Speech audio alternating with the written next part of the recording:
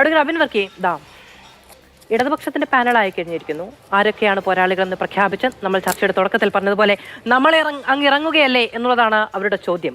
ഇന്നിപ്പോൾ BJPയുടെ നേതൃയോഗം ഇവിടെ ചേർന്നു. കഴിഞ്ഞ ദിവസം പ്രധാനമന്ത്രി നരേന്ദ്രമോദി വന്നപ്പോൾ 2 അക്കം കടക്കും കേരളത്തിലെ സീറ്റുകളുടെ എണ്ണം എന്നൊക്കെയാണ് പറയുന്നത്. നമുക്കറിയാവുന്നതാണ് UDF-നാണ് കേരളത്തിൽ നഷ്ടപ്പെടാനുള്ളത് സീറ്റുകളുടെ എണ്ണം നോക്കുകയാണെങ്കിൽ നിങ്ങളുടെ കയ്യിലാണ് സിംഹഭാഗവും സീറ്റുകളുള്ളത്. എന്താണ് നിങ്ങളുടെ ഒരു പ്രതിരോധത്തിന്റെ പ്ലാൻ? അതായത് ശ്രീ മാധു, ഇടതുപക്ഷത്തിനും BJPക്കും ഒക്കെ വെറുതെ സ്ഥാനാർത്ഥികളെ നിർത്തിയാൽ മതി. പക്ഷെ ഞങ്ങൾക്ക് ഡൽഹിയിലേക്ക് പറഞ്ഞയക്കാനുള്ള MP-മാരെയാണ് തിരഞ്ഞെടുത്ത് നിർത്തേണ്ടതുള്ളത്.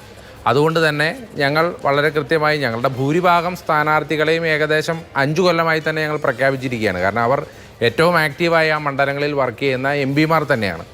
അതിനകത്ത് ചില മണ്ഡലങ്ങളിൽ എന്തെങ്കിലും വ്യത്യാസമുണ്ടോ എന്നുള്ളത് ഇപ്പോൾ ആലപ്പുഴ പോലെ അല്ലെങ്കിൽ വയനാട് പോലെയുള്ള സ്ഥലങ്ങളിലെ കാര്യങ്ങളൊക്കെ ഹൈക്കമാൻഡ് തീരുമാനിക്കേണ്ടതുണ്ട്. അതുകൊണ്ട് ഒരു ഔദ്യോഗിക പ്രഖ്യാപനം എന്നുള്ളത് മാത്രമേ ബാക്കിയുള്ളൂ.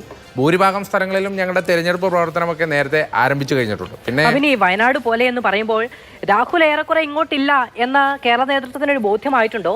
രാഹുൽ ഇല്ല എന്ന് പറയുമ്പോൾ രാഹുൽ മാത്രമല്ല ഇല്ലാതാകുന്നത്. രാഹുൽ ഇവിടെ വന്ന് നിന്നപ്പോൾ നിങ്ങളുടെ കയ്യിൽ ജനങ്ങൾ വെച്ച് തന്ന 19 സീറ്റിൽ നിങ്ങൾക്ക് വലിയ മത്സരം വീണ്ടും കാഴ്ചവെക്കേണ്ടി വരുന്നു എന്ന സാധ്യത കൂടി തെളിയുകയാണ്.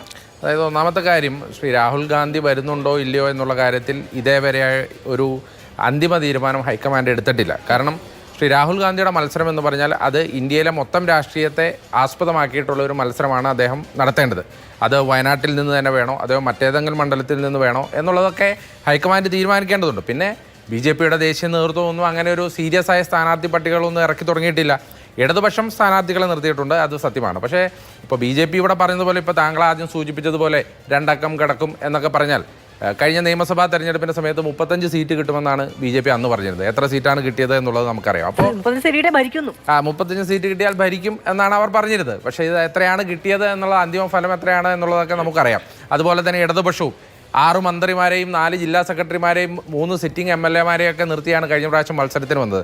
അവസാനം എന്താണ് റിസൾട്ട് വന്നത് എന്നുള്ളതും നമുക്കറിയാം. അതുകൊണ്ട് തന്നെ തെരഞ്ഞെടുപ്പിൻ്റെ ചിത്രം വളരെ അടുത്ത ദിവസങ്ങളിൽ തന്നെ, ഒരാഴ്ചക്കുള്ളിൽ തന്നെ കോൺഗ്രസിൻ്റെയും സ്ഥാനാർത്ഥി പട്ടിക ഔദ്യോഗികമായി പുറത്തു വരും. പക്ഷേ ഭൂരിഭാഗം മണ്ഡലങ്ങളിലും ഞങ്ങളുടെ സ്ഥാനാർത്ഥികളായ ഇപ്പോഴത്തെ സിറ്റിംഗ് MP-മാർ മത്സരം തുടങ്ങിക്കഴിഞ്ഞു. അവർ കഴിഞ്ഞ 5 കൊല്ലം നടത്തിയ പ്രവർത്തനങ്ങളെക്കുറിച്ച് വിശദീകരിച്ചു കഴിഞ്ഞു. രാഷ്ട്രീയ വിശദീകരണ ജാഥകളും വികസന സന്ദേശ ജാഥകളും അതുപോലെ തന്നെ ഞങ്ങളുടെ പാർലമെൻറ്റ് കോൺക്ലേവുകളും ഒക്കെ നടന്നുകൊണ്ടിരിക്കുകയാണ്. ഇലക്ഷൻ പ്രവർത്തനങ്ങളിൽ കോൺഗ്രസ് എന്നേ തുടങ്ങിക്കഴിഞ്ഞു എന്നുള്ളത് നിങ്ങൾ മനസ്സിലാക്കണം.